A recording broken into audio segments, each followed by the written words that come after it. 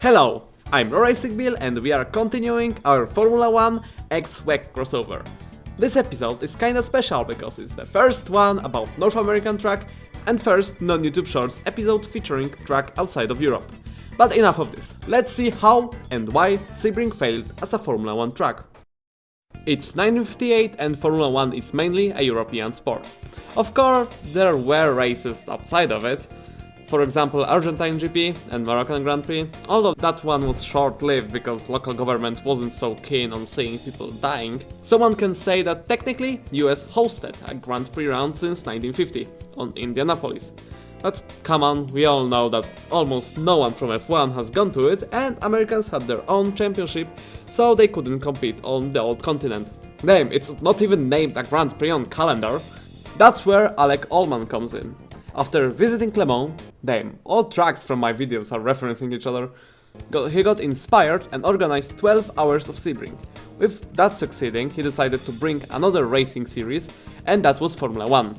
FIA was probably very keen on having Grand Prix in America, where for example Formula 1 drivers and teams are attending. So it was decided that Sebring will be a season opener, but that got changed so it became a season ender. But Indy 500 still remained as a championship round, so it meant that USA hosted 2 races and became a second nation to do so, Italy beaten them by 2 years, with Pescara and Italian Grand Prix in 1957. When the time for US Grand Prix came, 3 drivers had a shot on the title. Brabham with 31 points, Moss with 25.5 and Brooks with 23. The exact championship win conditions are here on screen. I'm gonna give you 3 seconds just to pause and read them, if you want.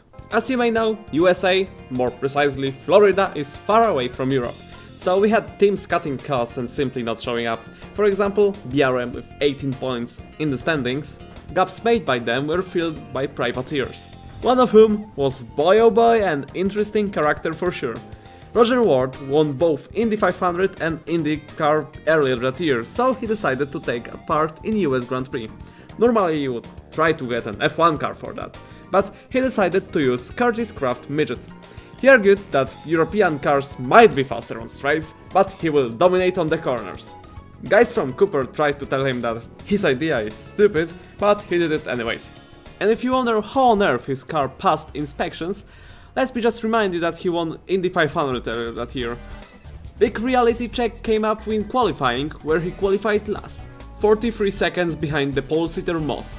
And with Jack Brabham and Tony Brooks in front row, we should be getting a pretty interesting start, right? Do you remember Herschel? If not, that's the guy who scored P3 on Pescara. He was running 11th all qualifying, but magically found about 6 seconds of pace during last minutes of the session. If that seems pretty suspicious to you, you are right. This mad lad cut it nearly 2 straight and a hairpin. It looks something like this. Bear in mind that's not a realistic recreation, by the way. So we are at the S's, and he went through there, and turned right here. And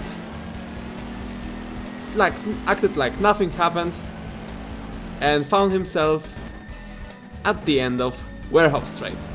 Yeah, that's it. No amount of arguing from Ferrari could change the situation, so Harry lined up on front row. He was reported constantly smiling during lining up. I wonder why. As you may guess, it didn't help him during the race, because after lap 1 he dropped to P8. Opposite happened for Brabham. He had a great start, allowing him to take early lead, but with Moss right behind him.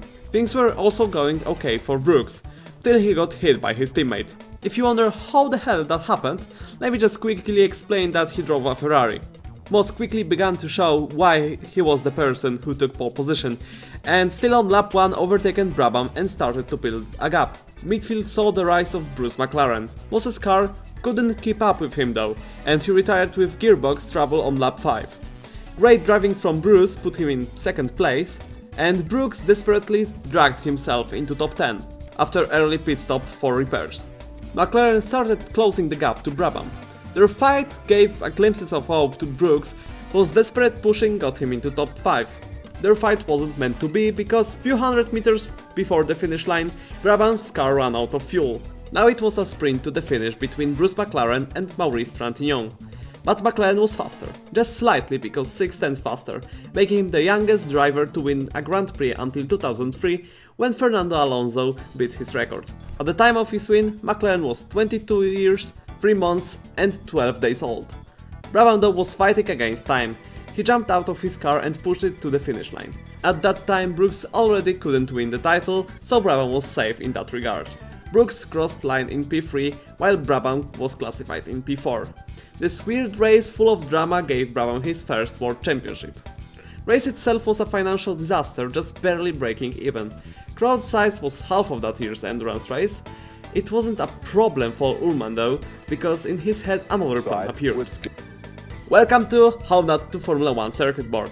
This time let's add capitalism, and no, communism is not the answer, just look up Formula Easter. We also have to acknowledge that Sebring is really tough on cars, so teams would not only have to travel to US, but they would do it knowing that half of the car is gonna be destroyed. And on this not so positive, just like my life, note, thank you for watching, goodbye.